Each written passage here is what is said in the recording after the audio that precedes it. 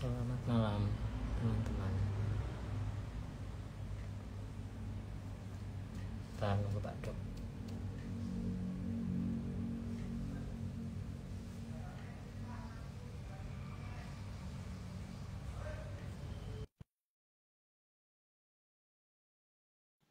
Suaraku aman ya?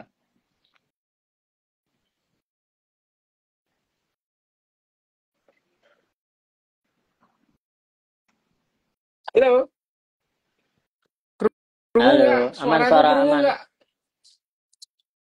Ya Pak, ya Pak, ya Pak. Ini. Bab Bab 13. 13. Nah, ini selamat malam teman-teman ya. Masuk ke bab 13 soal induk Oh, kebutuhan. oke. Nah, ini Oke, ya Pak, ya Pak, ya Pak. yang sering terjadi itu kebutuhan menciptakan penciptaan atau teknologi terus menyesuaikan kebutuhan. Oke, selamat malam, salam sehat, salam sejahtera untuk semuanya. Guys, asik ini. Kita berbicara mengenai kembali ke bukunya Jared Ganjem and Steel di bab bab 13 ya. Bab 13. 13 Iya. itu kalau di bahasa Indonesia kan itu namanya induk dari segala kebutuhan.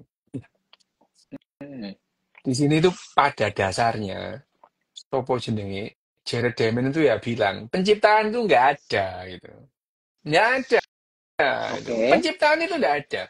Jadi ya sekarang selama ini kita apa namanya, penemuan juga nggak ada gitu ya. Misalnya yang menciptakan apa namanya mesin uap James Watt, tapi Hmm.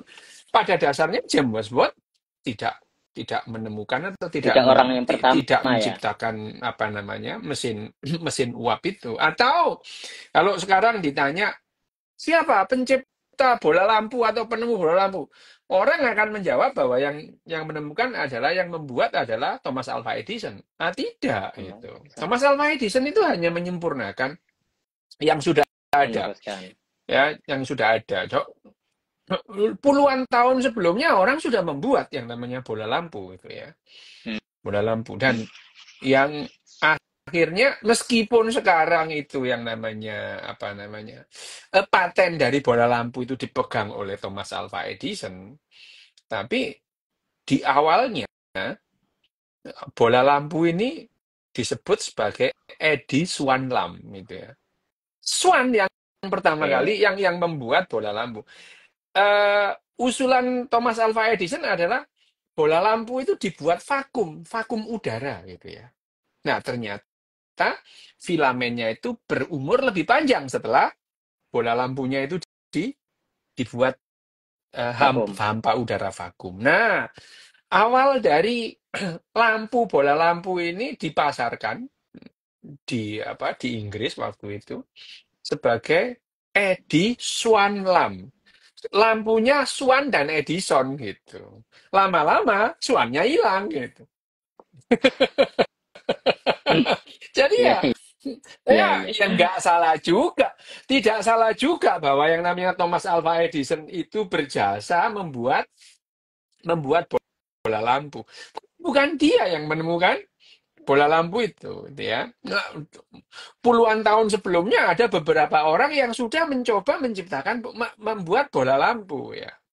Ya meskipun disempurnakan oleh Swan, kemudian filamennya itu tidak dibuat dari kawat yang tipis tadi dari benang benang yang kemudian ditaburi oleh serbuk serbuk tembaga. Nah, itu akhirnya membuat serbuk apa lampunya itu bisa berumur lebih lama dan bisa dipasarkan. Tapi di bab ini pun disebutkan di Inggris itu lama enggak pakai lampu listrik di kota-kota London itu tidak Hmm. dipakai itu. Ya, ini seperti biasa, ya mari kita kembali ke buku. Sadurunge kene ngedabrus dhewe ya gitu, kembali ke buku.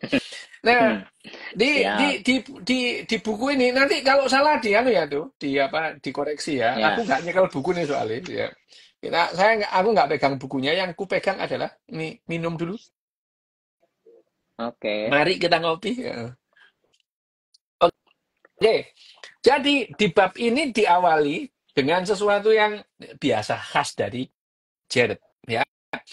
Di buku di bab ini bab ini termasuk panjang, pembahasannya panjang.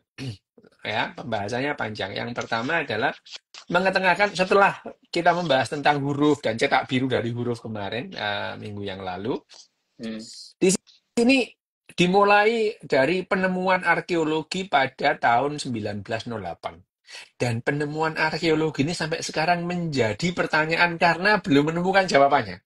Apa yang ditemukan itu dari arkeologi itu? Jadi tanggal 3 Juli ya, 3 Juli 1908, Ya. ini ahli-ahli arkeologi itu namanya ya namanya kalau dalam istilah arkeologi itu mengevakuasi ekskavasi gitu ya. Mengekskavasi Ekskavasi. ya istana kuno Minos di Phaistos di Pulau Kreta gitu. Nah, kalau kita ngomong-ngomong Pulau Kreta ini sebetulnya banyak yang berspekulasi, ya Pulau Kreta ini loh yang disebut sebagai Atlantis yang tenggelam itu.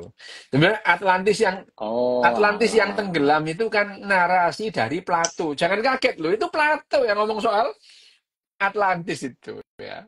Jadi yang menuliskan tentang Atlantis yang pertama ya Plato itu. Ya, yang eh, yang diasumsikan dan banyak banyak persamaan atau banyak spekulasi bahwa atau kesimpulan bahwa yang dimaksudkan dengan Atlantis itu kereta, iya jelas itu ya karena kereta tenggelam, kok itu pulau yang tenggelam ini ya. Ini ini ya, nah tahun 1908 itu ditemukan ya, para ahli arkeologi itu mengekskavasi istana kuno Minos ya, di Phaistos ya, di Pulau Kreta.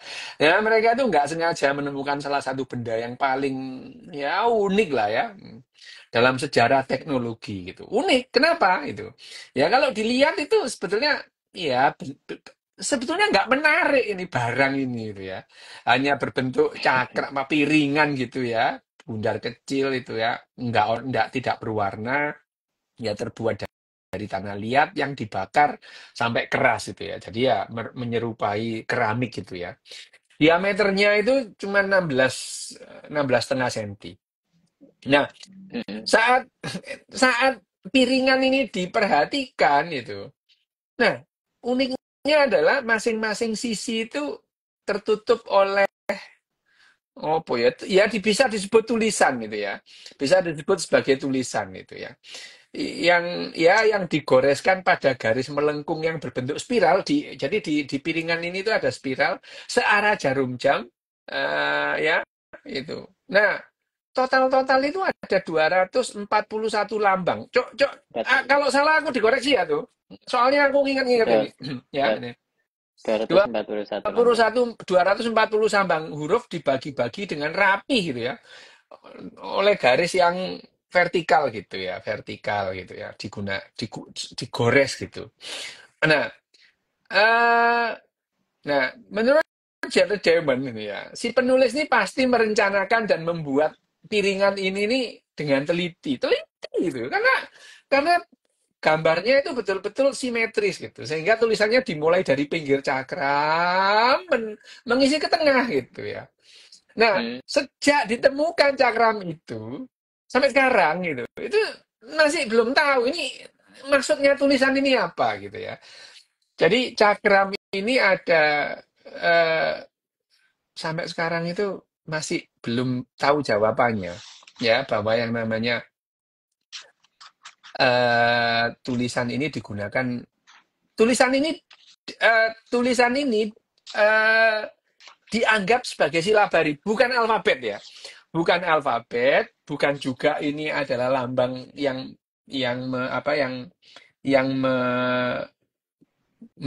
menyampaikan satu satu lambang, bukan itu. Ini silabari ya. Kemungkinan ini adalah silabari, bukan alfabet. Tapi tulisan sampai sekarang tulisan ini belum berhasil dibaca gitu ya. Bentuknya lambangnya itu tidak mirip dengan lambang sistem tulisan manapun gitu. Kuniform Hmm. juga bukan, hieroglif juga bukan gitu ya. Jadi ya sampai sekarang itu tidak itu ya. Tidak terpecahkan ini, belum bisa dibaca gitu. Kan tidak ada satupun dari karya lain yang menggunakan jenis tulisan yang aneh ini. Tak ya, ini aneh ini. Ini udah 100 tahun lebih ini. Ya, 100 tahun lebih belum bisa dibaca karena ya sangat mungkin ya karena itu tadi peradabannya kan hilang itu yang di kereta itu ya. Peradabannya seperti yang dianggap sebagai Atlantis itu sangat mungkin adalah Atlantis. kereta ini. Karena yang kalau memang Atlantis itu betul-betul ada dan pernah ada dan tenggelam, yang mirip atau yang cocok dengan narasi Atlantis itu ya kereta ini ya itu kereta pulau kereta ini ya. Ya sebetulnya ya sekali lagi Pak bagi sejarah bagi ahli sejarah itu piringan Phaistos ini membingungkan gitu ya. Membingungkan karena kalau diukur dengan apa namanya diperkirakan umurnya itu 1700 sebelum Masehi gitu ya. Nah, sampai sejauh ini dokumen cetak tertua ya ini gitu. Tapi belum tidak terbaca gitu. Tidak terbaca sampai sekarang gitu. Kalau yang namanya ini Phaistos ini muncul sebelum upaya-upaya manusia itu menemukan tulisan gitu ya. Ya itu ya. Jadi kalau bisa kita bilang itu tulisan pertama itu muncul 2.500 tahun kemudian ya. 2.500 tahun kemudian di Cina dan Ya. 300 tahun kemudian di Eropa zaman pertengahan ya. Ini jadi masih misteri lah ya sampai sekarang. Belum berhasil dibaca itu ya. Nah, yang pertama adalah yang muncul adalah kenapa ini ya? Ini selalu yang namanya Jared itu cakram ini menjadi tantangan mencekam gayanya itu gitu ya. Kalau penciptaan atau pembuatan sama dan tidak tersangka itu ya yang tampaknya ditunjukkan oleh maka jadi upaya-upaya mengeneralisasi sejarah teknologi dari awal selalu gagal gitu ya. Teknologi dalam bentuk senjata dan transformasi ya kalau senjata dan transformasi iya jelas itu langsung digunakan ya sebagian bangsa gitu ya.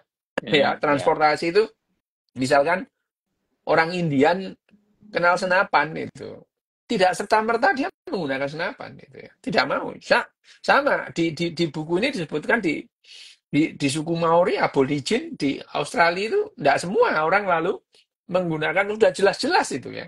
Sudah jelas-jelas misalnya orang orang Portugis dan orang Spanyol membawa kuda itu perlu waktu 300 tahun bagi orang Indian untuk menggunakan kuda untuk berperang gitu ya dan menggunakan senapan itu. Nah, yang terjadi adalah kenapa gitu ya? Kenapa yang namanya teknologi itu tidak serta-merta uh, diadopsi oleh sebagian besar masyarakat karena sebagian besar masyarakat itu kolot itu. Bahkan di sini disebutkan di bab ini Jepang itu sampai sekarang itu nggak mau meninggalkan huruf hiragana katakana huruf Ya. kanjinya itu karena pride-nya itu karena gengsinya aja itu nggak itu ya untung mereka punya hiragana katakana tapi hiragana katakananya juga tidak dipakai secara umum dia lebih senang menggunakan huruf kanjinya itu ya yang satu kata satu huruf itu. Nah, jadi sebetulnya di buku ini di bab ini itu disebutkan bahwa sebetulnya tidak ada ya namanya apa penciptaan itu tidak ada. Itu heroisme aja penciptaan gitu. Seperti yang dikatakan misalkan James Watt menemukan mesin uap. Lah enggak itu. Sinuap. Dia itu menyempurnakan sebelumnya juga mudah. Oke, Misalnya oke. ya, nih kalau kita membahas ya, kemajuan teknologi itu ya kelihatannya itu diciptakan oleh segelintir orang yang jenius itu ya. Misalnya, ya, ya, Iseng-iseng. kalau kita mengatakan siapa penemu mesin cetak, kita ngomong Johannes Gutenberg gitu ya, James Watt, Thomas Edison. Terus kalau kita siapa yang menemukan pesawat, Wright bersaudara gitu, Right, ya saudara. gitu. Nah, yang disebut itu selalu orang-orang Eropa, orang-orang Eropa atau imigran keturunan Eropa. Nah iya gitu ya, Heeh. ya kita tidak punya pandangan alternatif lain gitu ya. Kita menganggap bahwa yang penting ya udahlah ya. Jadi yang namanya inovasi itu adalah inovasi individual. Padahal ya gitu ya. Padahal ya tidak gitu. Misalnya ya, kesan orang barat itu mencoba selalu mereka itu membantu gitu ya. Ini orang barat ini ya gitu ya. Orang barat itu selalu mengatakan mereka itu melakukan civilization gitu ya. Mendidik, Hmm. membuat orang-orang non Eropa itu supaya lebih beradab gitu, ya lebih beradab sekarang gitu. Tapi di buku ini Oke. juga dijelaskan pada saat eh, dunia Islam itu mengembangkan pengetahuan ilmiahnya itu orang Barat masih masih nggak mandi gitu ya, nggak kenal tulisan, ya nggak kenal tulisan. Tapi sekarang itu orang Barat yang paling melek huruf itu, ya. Nih, eh, bagaimana kita bisa menjelaskan kenapa orang aborigin itu gagal mengadopsi busur dan anak panah? Yang mereka lihat digunakan oleh penghuni Kepulauan Selat Torres. Ini aja juga sudah merupakan pertanyaan Yali itu ya. Yali. Kenapa gitu? Padahal mereka juga sudah melihat itu busur dan anak panah. Tapi mereka tidak ya bahkan disebutkan juga orang Papua karena yang Papua Nugini ya ini yang disebut si Jared itu seringkali dia itu melihat barang misalkan ada pesawat datang itu dia melihat helikopter terus tidak menunjukkan ketertarikannya itu. Ya udah, terus kemudian ya dia bekerja melanjutkan kegiatannya itu. Ya.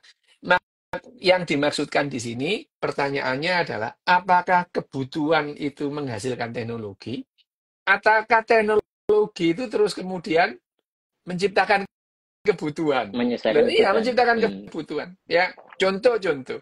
Contoh yang paling gampang adalah sampai Perang Dunia Pertama itu mobil nggak dilirik orang gitu. Mobil nggak Ya, dilirik orang ya, sampai Perang Dunia Pertama. Karena sampai Perang Dunia Pertama itu kuda itu sudah cukup memenuhi kebutuhan sudah orang-orang waktu memuaskan itu ya. ya.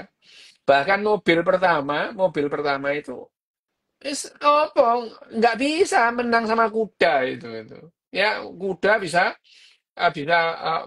menempuh jarak yang jauh terus kemudian bisa menarik beban. Karena waktu itu yang namanya mobil-mobilan Mm-mm. nih kayak mobil itu adalah mainan mahal itu. Kan gitu.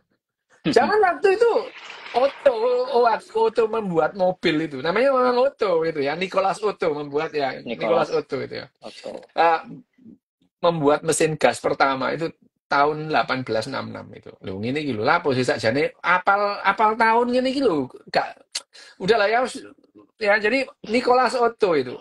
Namanya Otto, makanya Otto itu disebut sebagai mobil itu ya. Ya jadi kendaraan bermotor adalah ini ya apa namanya ciptaan Otto itu. Tapi kendaraan orang tidak diciptakan sebagai tanggapan terhadap kebutuhan karena waktu itu yang namanya mobil mainan mahal itu. Hanya orang kaya yang beli mobil terus dipajang melakukan untuk jalan-jalan di depan rumahnya Hmm. itu. Ya nggak bisa dipakai pergi ke kantor gitu ya. Nggak ada gitu. Ya terus kemudian ya ini barangnya Otto itu tidak bisa mengalahkan kuda itu. Ya, itu tahun 1866. Baru tahun 1885 mesin-mesin berhasil ditingkatkan mutunya ya sampai yang namanya Gottlieb Daimler. Loh, Daimler itu mereknya mobil itu namanya orang itu. Bisa memasang salah satu di antara di sepeda. Jadi pertama kali mobil itu mesinnya si Otto ini dipasang di sepeda sehingga lahirlah sepeda motor pertama Oke. gitu ya. Ya, dan itu tahun 1885 gitu ya. Itu ya. 1885 85. yang namanya Daimler itu memasang mesinnya si Otto tadi itu di sepeda. Lahirlah sepeda motor Beda. pertama gitu ya. Dan menunggu sampai 896 untuk 96. membuat truk pertama, truk gitu ya. Ya itu. Nah, tahun 1905, nah, kendaraan bermotor masih merupakan mainan mahal. Nah, itu disebutkan di buku ini. Jadi nggak bisa diandalkan gitu ya. Ya cuman itu mainannya orang-orang kaya aja gitu. Masyarakat itu manusia itu masih puas dengan kuda dan kereta api sampai Perang Dunia Pertama gitu ya. Sampai Perang Dunia Pertama itu. Lah ya itu. Itu orang tanya kok apal? Itu loh. Kadang-kadang itu aku merasa apa namanya? Sering kali nggak kadang-kadang merasa apa namanya? Terkutuk dengan hafalan-hafalan tahun kayak gini nih. Nah, nah ya inilah yang namanya akhirnya ya tidak bisa tidak bahwa yang namanya mobil itu menemukan momennya gitu ya. Pada saat Hmm. terjadi sesuatu. Misalnya truk gitu ya. Pada saat orang melirik truk, wah ini untuk kuda ini enggak cukup ini mengangkat beban yang misalnya meriam gitu nggak bisa itu. Kalau truk memungkinkan Oke. gitu ya. Ya itu. Kalau truk ini memungkinkan, makanya terus kemudian pada Perang Dunia Pertama itu truk itu digunakan untuk mengangkut bahan-bahan berat gitu. Nah, ini dan pada saat Perang Dunia Pertama itu ada seorang kapten yang namanya Dwight Eisenhower. Dia itu memakai mobil dari mencoba menaiki mobil dari pantai timur ke pantai barat Amerika itu. Wah, dia menemukan kendala, tapi nah, Dwight Eisenhower ini yang kalau gitu jalannya harus dihaluskan gitu. Ya, Akhirnya nah, penyesuaian penyesuaian lagi ini ya. akhirnya lah terjadilah mobil dan setelah ada jalan yang menghubungkan kota-kota besar, nah, udah jadi kalah saingan gitu. Jadi Jadi tertinggal. Oke. tertinggal gitu. Bayangin aja, kuda itu digunakan oleh manusia selama 15.000 tahun. 15.000 tahun. Ya, kuda itu 15.000 tahun. Bahkan ya kalau dikatakan 5.000 baru 5.000 tahun kuda itu betul-betul digunakan untuk keperluan yang masif gitu ya. 5.000 tahun gitu. Makanya jangan kaget kalau yang namanya kuda itu abad-abad abad-abad 7, abad-abad 8 ya dianggap sebagai alat satu-satunya yang paling ideal untuk perang lah untuk Ya. lah sekarang ya sorry cek ya sorry mawon gitu ya. Ini yang dijelaskan oleh yang namanya Jared Diamond di buku ini bahwa yang namanya sekarang gini banyak barang-barang yang dibuat di awal itu betul-betul dianggap nggak berguna gitu. Mm-mm. Termasuk di sini Oke. disebutkan bensin itu loh. Bensin bensin itu adalah barang buangan. Karena bagi orang-orang ahli kimia, ini barang ini mudah terbakar gitu. Ya, bayangin Ya. aja barang buangan yang dihindari oleh ahli-ahli kimia itu. Itu sekarang itu jadi kebutuhan utama gitu. Ya, jadi persoalannya adalah orang tahu bensin itu sudah ratusan tahun yang lalu, bensin itu. Tapi sebetulnya bensin ini barang buangan, tidak digunakan. Jadi ya dihindari, bahkan ya dibuang aja. Ya, karena bensin ini gampang terbakar gitu. Nah, Hmm. sekarang bensin ini gitu, bensin iya bensin nek ngomong bensin nek wong Jawa. No. Bensin ini adalah kebutuhan utama gitu ya. Ini jadi di sini itu bahwa teori heroik penciptaan itu oh, ya selalu di apa namanya di dikenalkan pencipta misalnya pencipta telepon siapa gitu ya. Pencipta telepon siapa gitu. Bel. Ya, Alexander Bel. Graham Bell gitu. Lah, ya dia itu kan hanya meramu atau merakit hal-hal yang sudah ada gitu. Sama dengan yang namanya apa namanya mobil itu. Orang sekarang gini, nggak ada penemu mobil itu nggak ada gitu.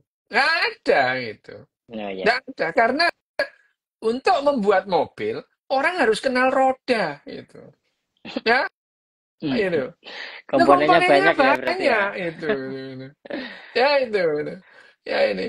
Ya komponennya itu banyak. Orang menemukan mobil. Loh, lah mobil itu perlu yang namanya roda. Lah, Bensin. ya, ya, ya itu menemukan roda gitu.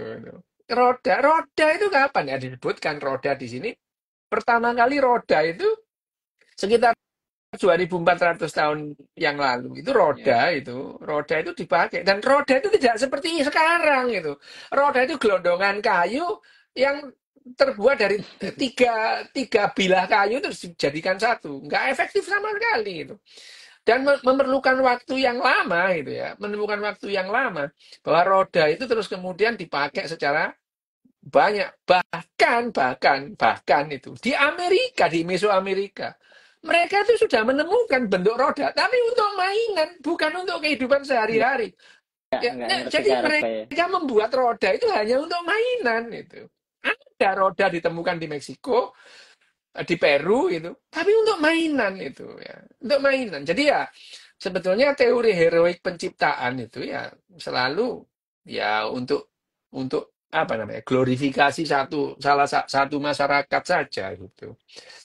di sini makanya di buku ini di bab ini gini lah bacalah buku ini baiknya dibaca aja buku ini karena misalnya gini ya misalnya James Watt menemukan mesin uap tahun 1769 koreksi itu ya kalau salah gitu ya Mm-mm.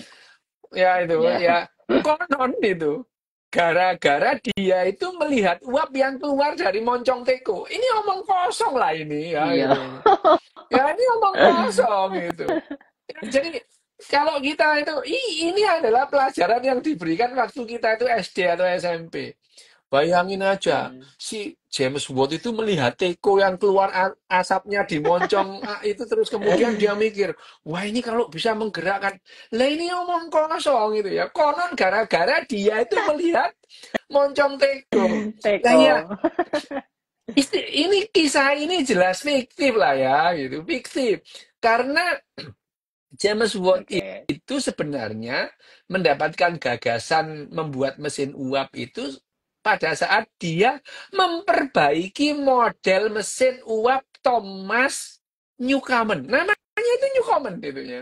Newcomen Ya. itu ya. Jadi Thomas Newcomen Komen. sebelum 57 tahun sebelum James Watt apa namanya James Watt itu mencoba memperbaiki modelnya itu ada orang namanya Thomas Newcomen membuat itu ya mesin itu ya. Nah, tapi ya sekali lagi itu ya waktu itu James Watt itu membuat ya kira-kira 100 lah ya pada waktu itu memperbaiki salah satunya mesin Newcomen yang ada waktu itu gitu ya. Jadi James Watt itu tidak menciptakan gitu. Ya, iya betul. Ya, kita menghargai bahwa yang namanya jasa James Watt itu menyempurnakan mesinnya Newcomen. Tapi James Watt tidak menciptakan mesin uap itu ya. Ya itu. Ya, bahkan terus kemudian jauh sebelumnya tahun 1680 itu orang Belanda itu juga sudah membuat itu. Orang Prancis juga Mm. membuat mesin yang semacam itu. Nah, sejarah yang hampir sama dengan ini itu kita temukanlah dari berbagai macam penciptaan modern. Nama lah, misalnya gini, misalkan gini. Yang menciptakan bom atom siapa? Orang selalu nuduh yang namanya ciptaan bom atom itu adalah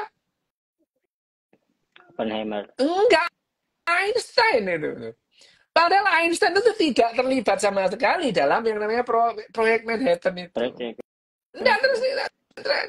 Memang Oppenheimer itu pimpinan proyeknya, tapi direktur fisikanya bukan dia gitu. Nah, ya selalu ada yang namanya apa namanya glorifikasi atau yang disebut sebagai teori heroik penciptaan gitu. Nah, yang pertanyaannya di sini yang berhubungan dengan judulnya itu, apakah orang itu perlu roda sampai orang itu menciptakan roda? Apakah roda diciptakan ada duluan baru kita butuh terhadap roda itu gitu ya. Jadi sebetulnya yang induknya ini kebutuhannya atau teknologinya penciptaannya. gitu. Penemuan teknologi itu.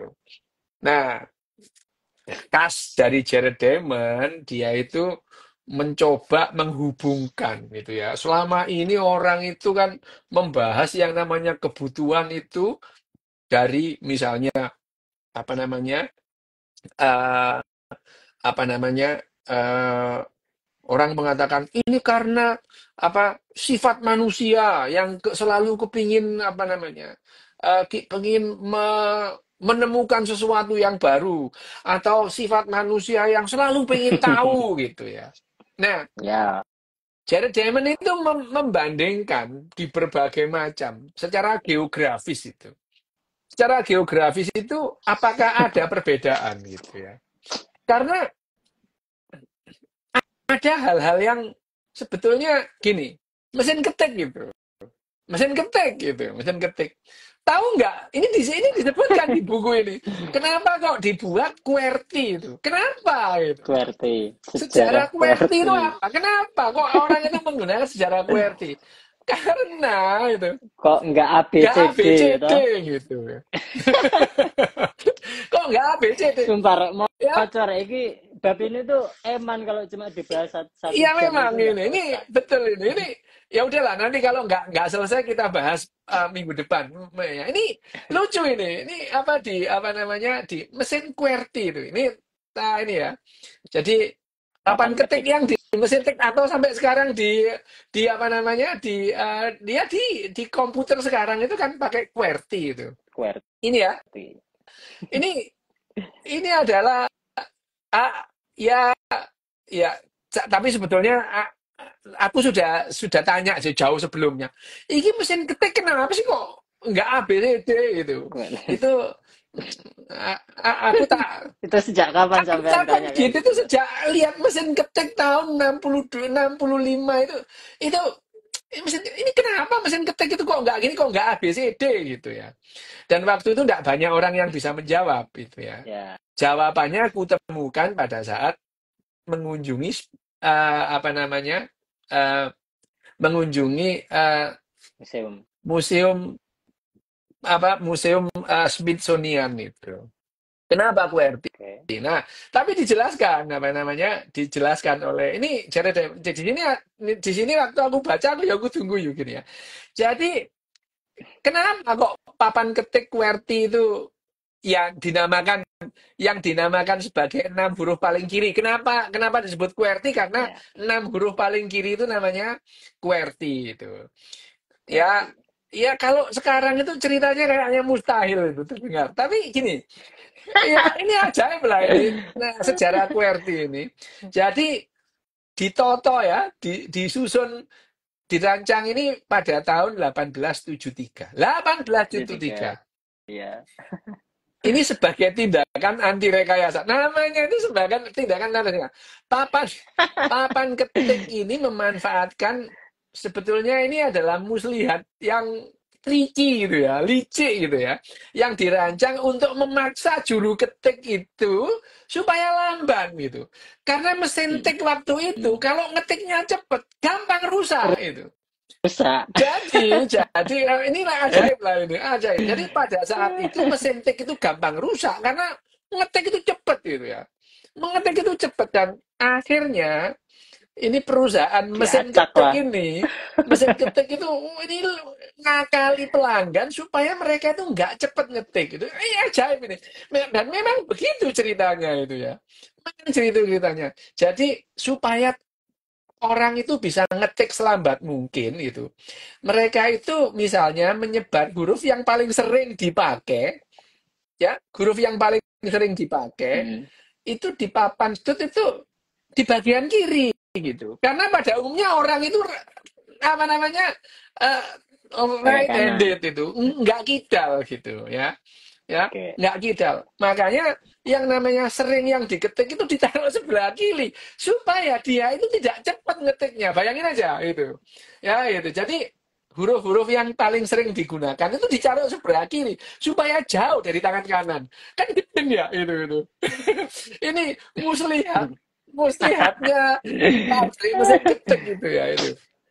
Jadi, nah alasannya di balik semua ciri yang tampak kontraproduktif adalah mesin ketik itu tahun 1873 itu sering macet tutnya itu. Ya, kalau Mm, dengan cepat itu. Nah, ketika pada saat dihasilkan mesin ketik yang lebih bagus sehingga tidak ada masalah lagi, ya, tahun 1932 dengan papan mesin ketik yang dikembalikan. iya kembali gitu. Tapi ya wes wes orang sudah kadung Terus kadung. sudah kadung lah. Jadi Terus kadung sudah kadung QWERTY, Rek. QWERTY gitu ya. Ya, ya. Saya sudah kadung QWERTY bahkan barang siapa yang pernah les ngetik? Aku pernah loh. Les ngetik itu. Oh, pernah. Ya itu. ASDF titik dua itu ASDF itu betul-betul kita ada iramanya gitu ya. Ya itu tapi ya papan ketik QWERTY itu sudah Itu sama kayak sama kayak keyboard yang ABC, D, E, F itu ya. ya, Ter ya. Iya, sama itu, sama itu. Jadi kalau kita melihat QWERTY itu ya sudah lah ya. Tadinya itu kita itu diakali oleh perasaan mesin ketik, tapi akhirnya kita itu ASDF titik dua itu kalau kita latihan ngetik itu ya ngikuti mereka gitu ya. Ya. Nah, mungkin mungkin lucu ya, QWERTY itu mungkin lucu, tapi banyak kasus yang hampir sama gitu ya. Ah, banyak kasus yang makin sama. Kita itu kan selalu ya, kalau kamu belajar ngetik, ini yang apa jentik sebelah kiri Gini itu di A, A, S, D, F gitu ya.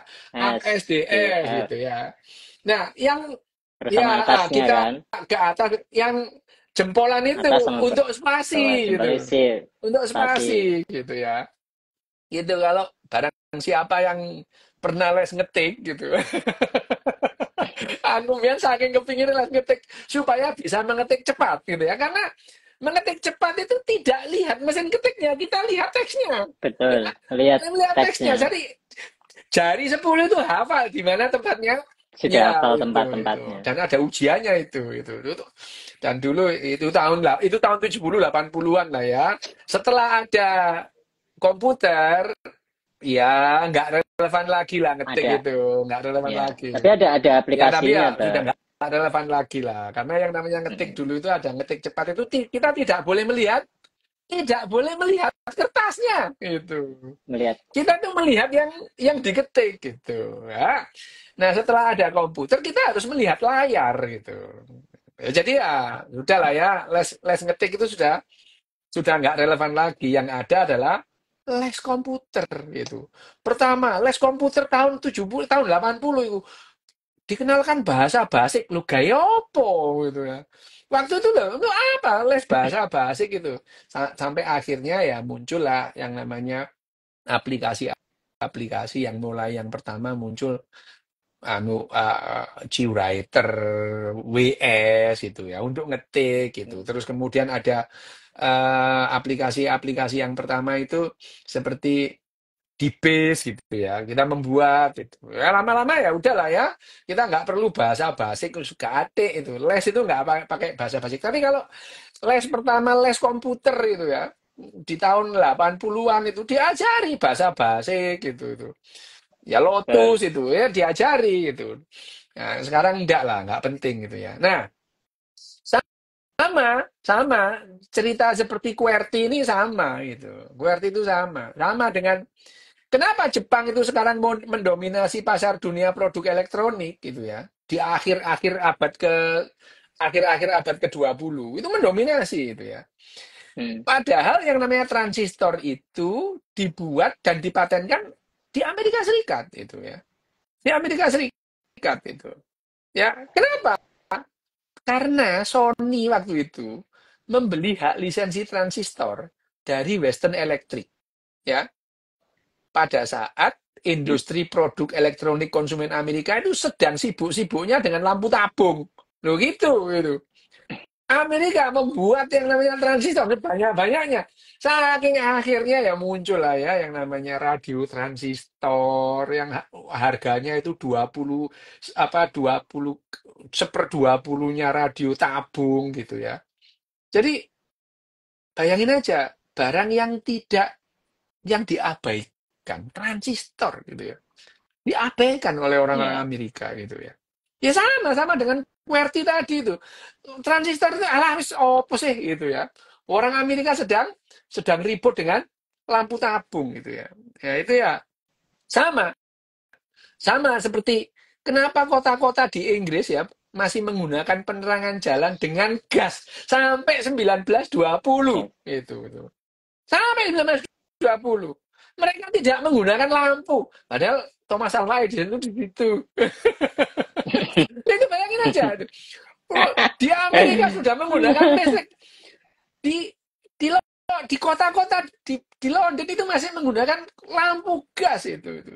Ya Lampu karena gas. apa? Ya pengusaha-pengusaha gas itu nggak mau kehilangan penghasilan gitu.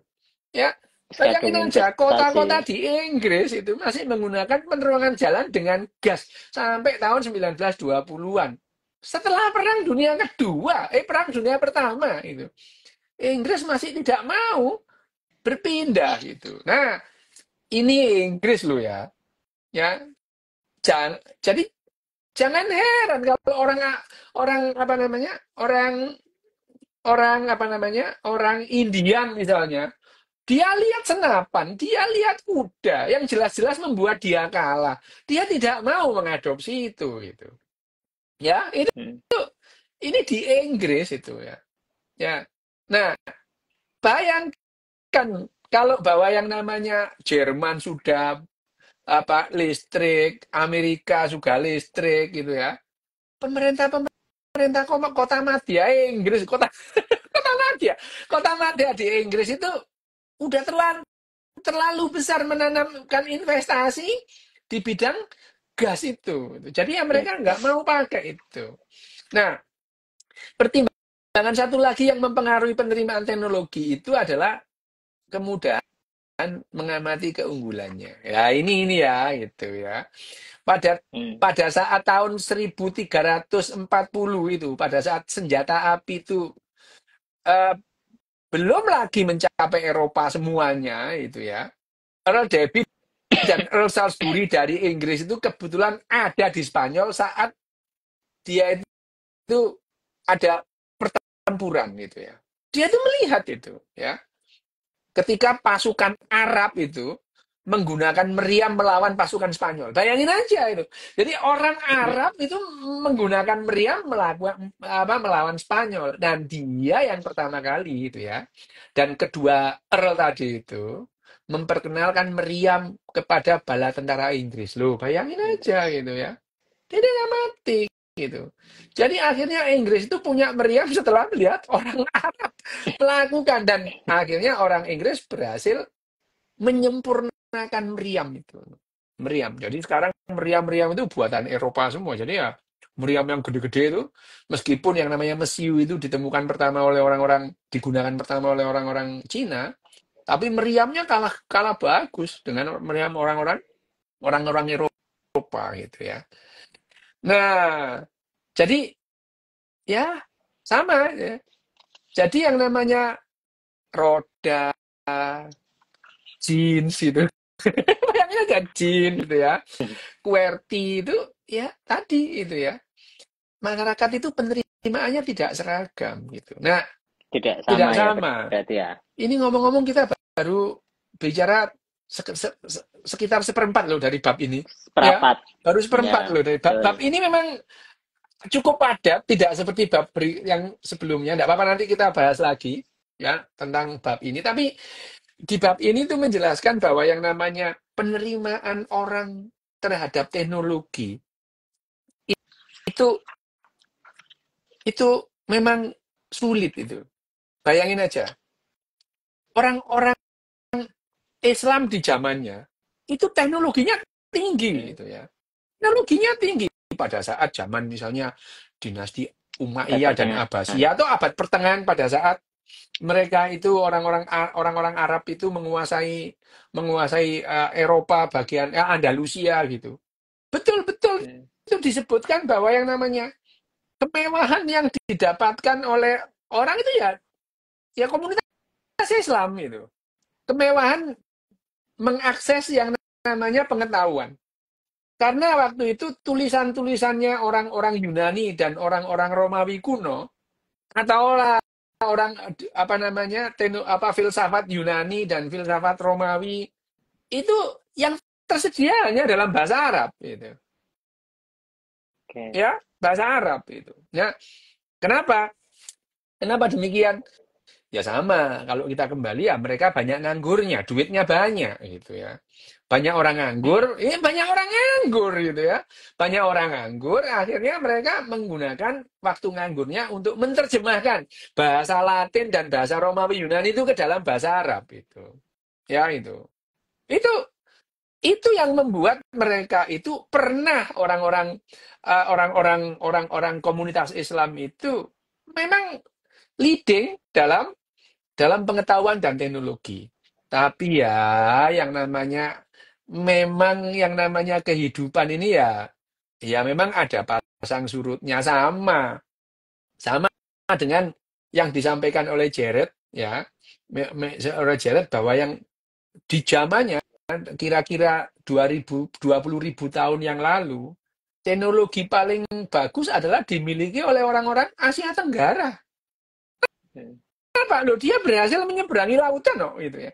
Kalau dia berhasil menyeberangi lautan, teknologinya lebih bagus daripada yang nggak bisa. Seperti sekarang, orang Amerika bisa menyampai ke bulan, bisa menyampai ke Mars. Berarti teknologinya orang Amerika lebih bagus dari yang lain, gitu.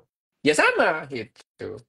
Nah, pada saat sekarang, bahwa ya bolehlah orang-orang mengklaim bahwa yang namanya Renaissance itu kan eh, perpanjangan atau eh, mengadopsi atau mengambil pengetahuan-pengetahuan yang dimiliki orang-orang komunitas Islam zaman Andalusia. Iya memang gitu.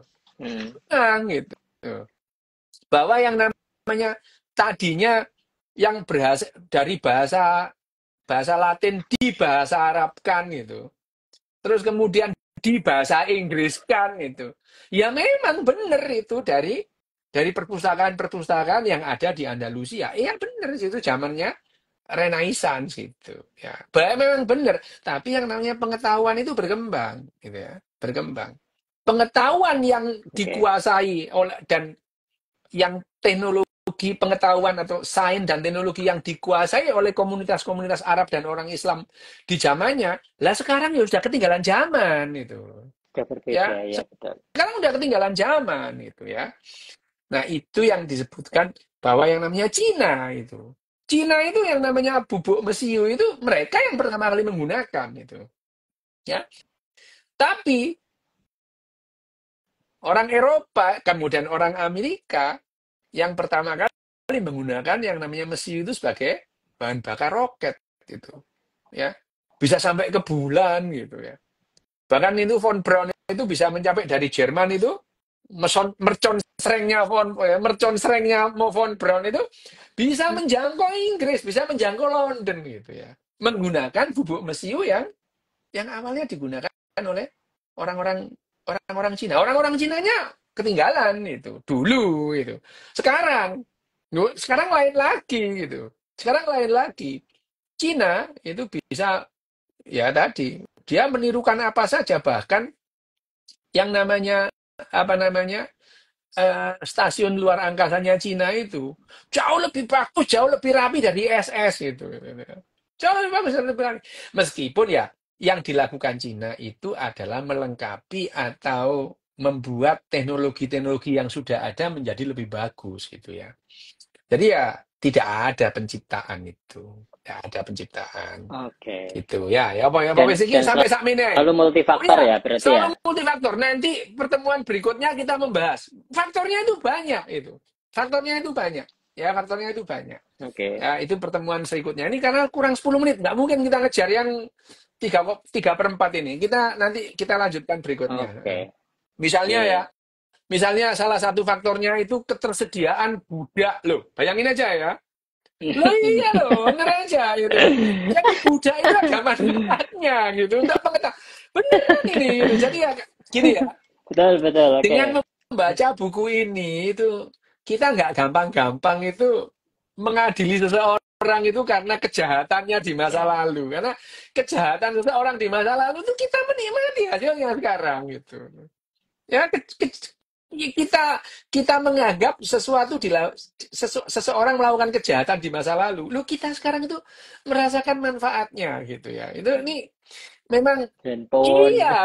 Jadi eh, membaca buku-bukunya Jared, termasuk membaca bukunya si siapa namanya Yuval Noah Harari yang pertama dan kedua dan yang Nexus ini kita jadi melek bahwa iya ya, kita hidup ini sekarang ya memang bahwa ya dibilang bahwa kita itu sekarang hidup dan mudah dalam mengatasi kehidupan itu kasarnya itu ya ditumpukan jenazah korban gitu ya. Ya, Ya. ditumpuk. Oke. Jadi kita itu menikmati kehidupan sekarang itu ada korban yang banyak gitu ya. Jadi kita itu betul-betul ancik-ancik gulune tonggo gitu ya. Ancik-ancik gegere tonggo. Beneran ini itu ya. Jadi betul-betul Iya, ya, iya. jadi betul sebetulnya kita ini betul-betul menikmati kehidupan sekarang itu korbannya itu banyak gitu kan. Korbannya banyak itu. Yang sengsara atas kemuliaan Atas yang kita dapatkan kemudahan kemudahan kita itu sekarang. banyak. Bahkan salah satu faktor itu adalah yang melibatkan ekonomi organisasi masyarakat itu. Tadi itu ketersediaan budak. Kalau tidak ada perbudakan kita belum sampai di sini gitu ya. Ya. Kita tidak sampai di Oke. sini. Nah, Oke. nanti kita bahas satu persatu. Eh, Ya. bab ini memang. Iki jawab Oh pertanyaan ya, oke sih. apa? Singkat-singkat wae sih Ale. Oke. Dok, apa benar di Jepang banyak terjadi friendship marriage? Ya, menurut hasil survei itu begitu gitu ya. Jadi marriage itu pernikahan itu ya hidup bareng gitu ya, menghadapi kehidupan bareng gitu ya gitu. Ya, karena pernikahan itu tentu saja berbeda-beda.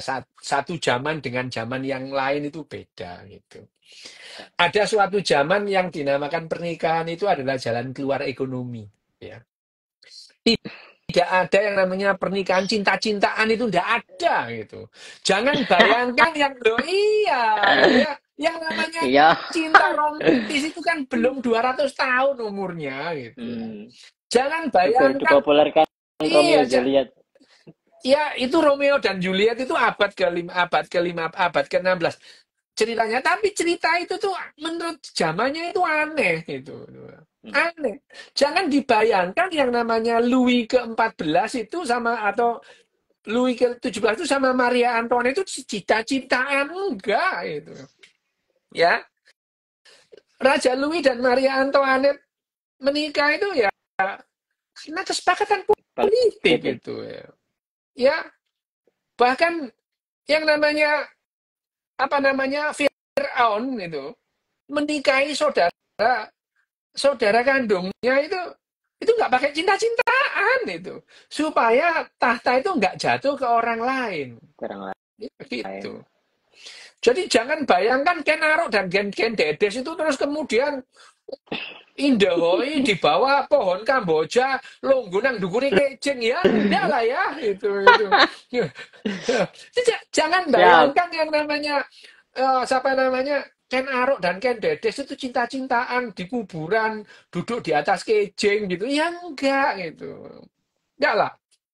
Ya, mereka itu kesepakatan politik baru yang namanya abad-abad setelah revolusi industri itu ada yang namanya cinta romantis itu. Yang absurd lah cinta romantis itu sebetulnya nggak ada lah ya gitu. Jadi pertanyaannya itu apakah Oke. di Jepang itu friendship married ya di Jepang ini cinta romantis itu ya hanya dinikmati pada saat masa remaja aja lah ya gitu. Dan mereka mulai paham lah cinta romantis itu ya sebagai bunga aja lah ya gitu, sebagai bunga gitu ya. Cinta romantis. Nah, romantisme itu sendiri lebih penting dari cintanya gitu. Ya, Oke. Catat Ra.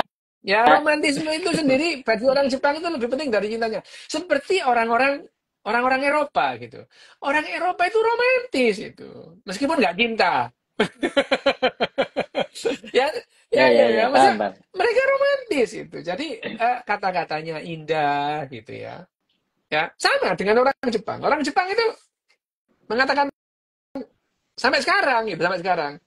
Kamu cantik ya gitu. Itu enggak Belanda kamu cantik. Dia bilang bulannya bagus ya. Loh gitu itu. Ini lihat ke atas bulannya bagus. Bulannya bagus sekali ya. Indah sekali bulannya. Itu maksudnya kamu cantik ya gitu. Itu kan romantisme gitu. Itu romantisme. Tapi ya bagi Jepang yang disebut friendship marriage itu ya namanya menikah itu adalah orang hidup bareng dalam satu rumah itu ya. Hidup bareng dalam satu rumah atau satu keluarga, masing-masing punya yang namanya apa namanya?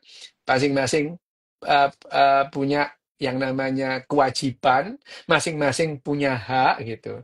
Tapi tanpa menuntut hak gitu. Mereka Oke. melakukan Punya kewajibannya ya, privacy. mereka punya privacy. Friendship ya memang itu, dan dengan demikian nggak ada lah yang namanya marah-marahan, sabuk samblek-samblekan, ya nggak ada gitu. Nah, sebanyak apa terjadi friendship marriage di Cina, di Jepang ini? Ya memang banyak gitu. Angka persisnya itu, angka persisnya tidak diketahui. Jadi dari survei itu ya ada yang mengatakan ya seperti sahabat gitu. Ya, itu friendship itu injury time tuh. Nanti kita lanjutkan ya. Oke. Oke, Miss. Siap. Ada. Makasih. Oke, Nanti dilanjut bab dilanjutkan. 13 ini Ya, ya. oke. Kurang tolong merapat. Ini baru satu pertanyaan, tapi wis tak simpan. Oke, makasih teman-teman. Lanjut. Engko ngenteni uang site sama Dukdes. Cah kayak lunyu koyo welut listrik. Angel cekelanya. Selamat malam.